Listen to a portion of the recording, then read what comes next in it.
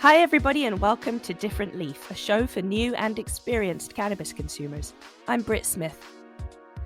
This episode, we're taking another listen to the fascinating interview that we had last year with Reginald Stanfield III, CEO and head grower at Justin Credible Cultivation, a Black-owned and operated cannabis cultivation facility in central Massachusetts.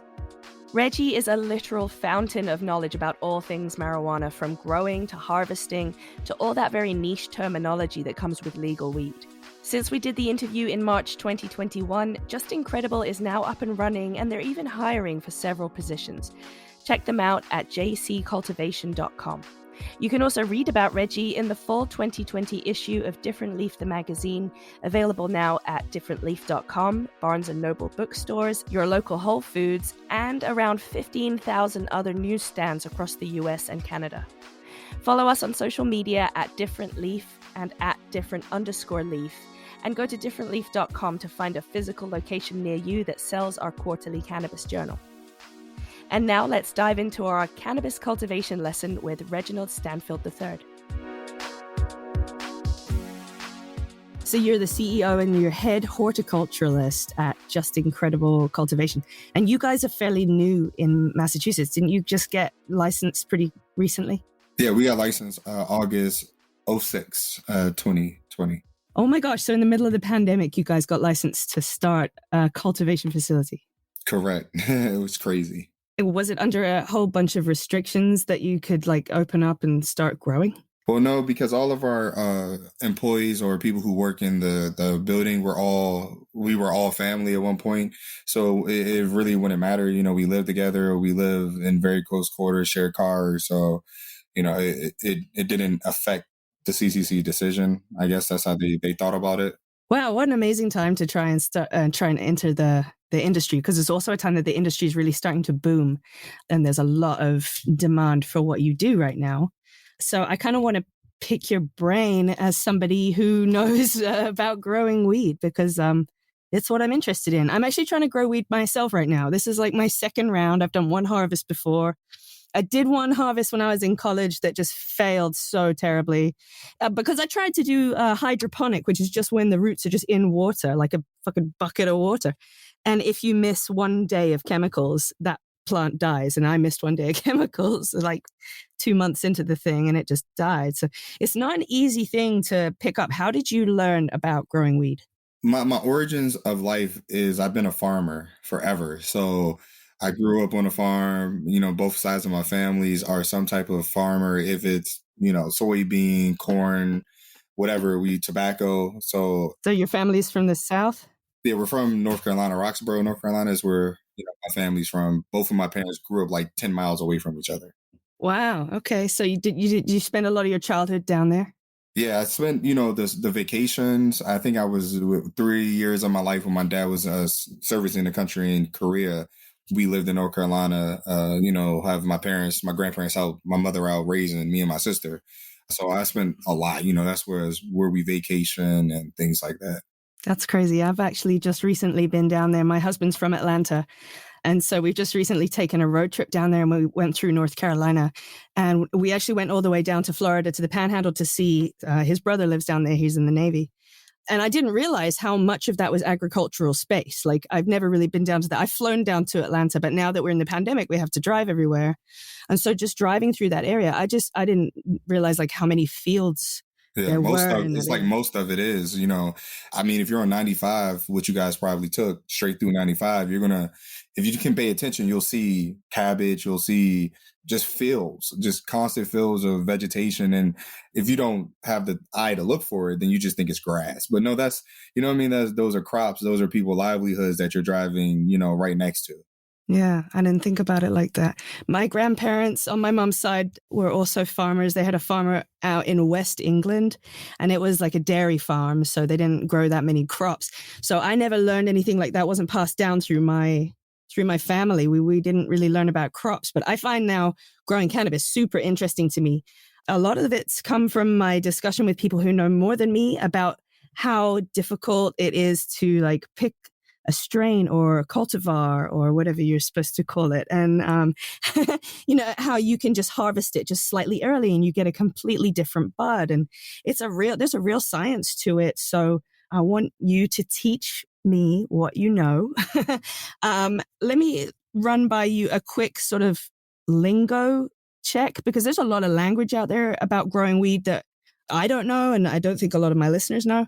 So can you give me some definitions if I give you a word real quick? Definitely. Okay. Cannabinoids. Okay, so cannabinoids is you hit me hard. And right out the gate with that one. Yeah, that is I would say it's the chemicals that make up the cannabis plant. That's like the simplest way I can get. Some chemicals that make up the chemical plant, or the chemical molecules. All right. And what about terpenes? So terpenes is the molecule or the technical word for the flavor profile or the smell profile of the plant. Gotcha. Okay. So terpenes is what we're smelling. And tasting, yes. And tasting. Okay. All right. How about trichomes?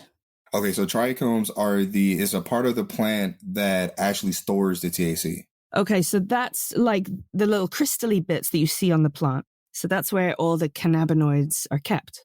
Yeah, some of them are actually into the plant material too. But when you're like a lot of us scope to see if they're ready, and that's what you're looking at. You're looking at if it's clear for not ready, cloudy for some strands, what people like, the maximum readiness or the maximum potency of the THC, and then you have the amber, which is you're getting into the later stages, which also can induce sleepiness, and that can make you more lethargic of a smoke. Wow. So this is sort of how we have like one strain or one name that you can try so many different dispensaries, and it's just a slightly different feeling. It's because of the time they harvested it. Yeah, I mean, it's so fun getting into the understanding of cannabis, and when it's no longer like, I want to say guerrilla. That's like the good part about it. Is no longer stigmatized. Is no longer a taboo. Is that now we get people looking at it from all different lenses. It's not just stoners who love the plant. It's now scientists. It's now moms. You know what I mean? It's just people who have different mindsets looking at the same thing.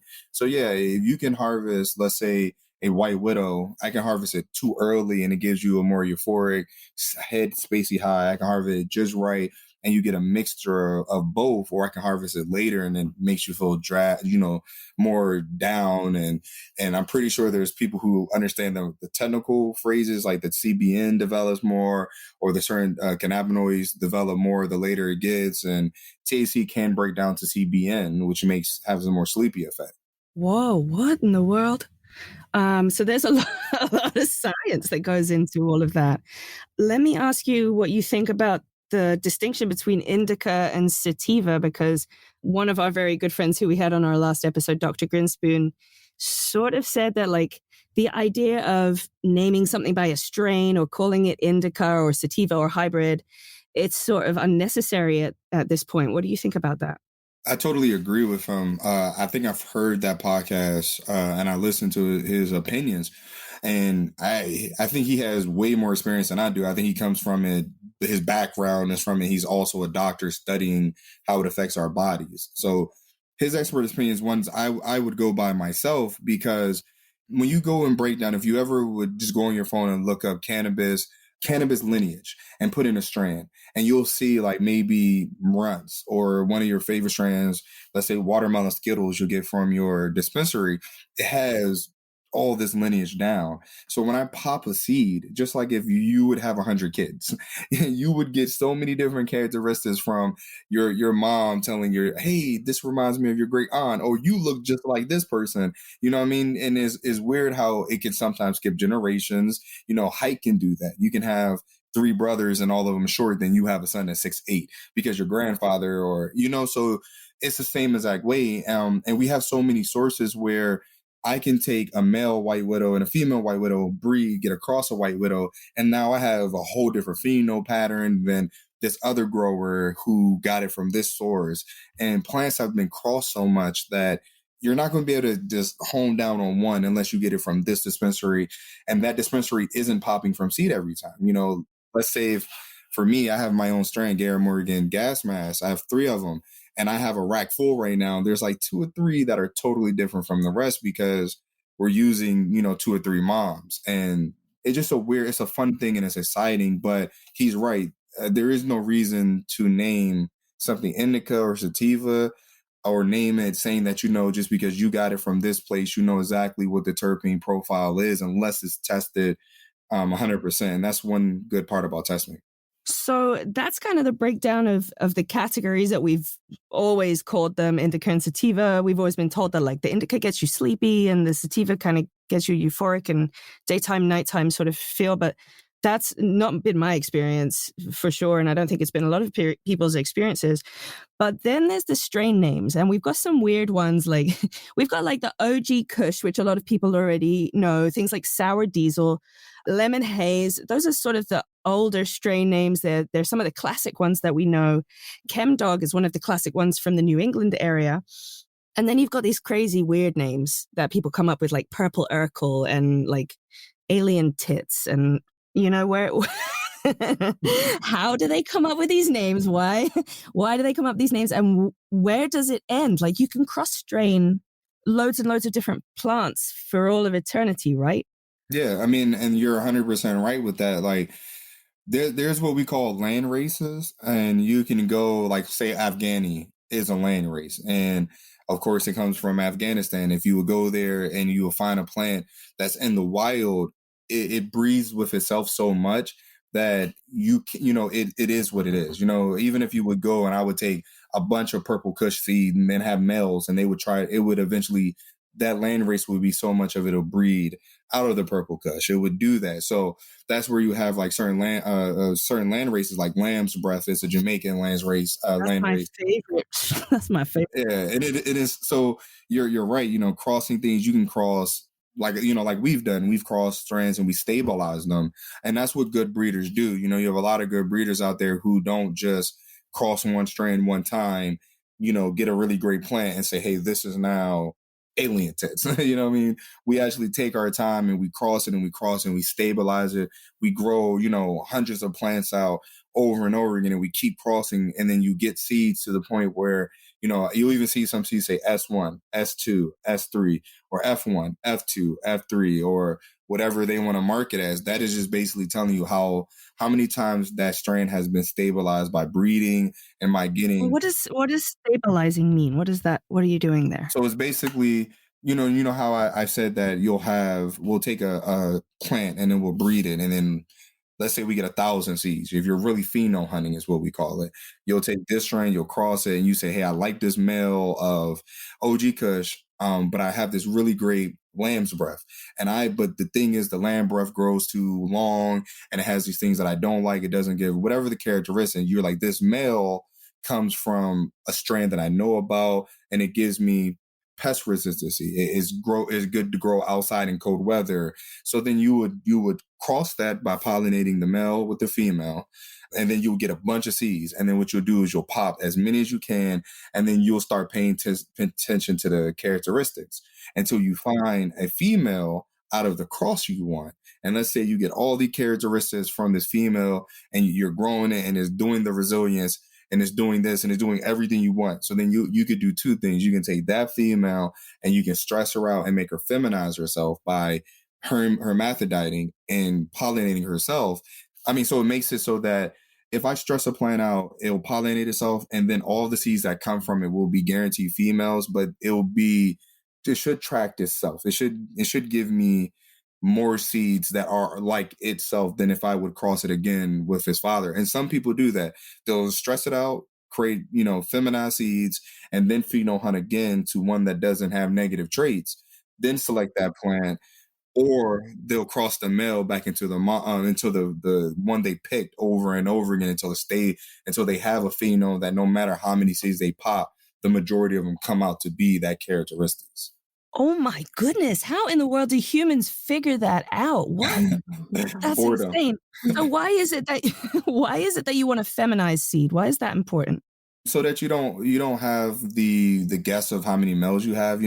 Say if you spend $100 on 10 seeds and 7 of them are males. you're not a happy camper. You know what I mean? You have Because three. the male plant doesn't produce flowers, and that's where you get the cannabinoids, right? 100%. They produce flowers, but they produce a very low THC.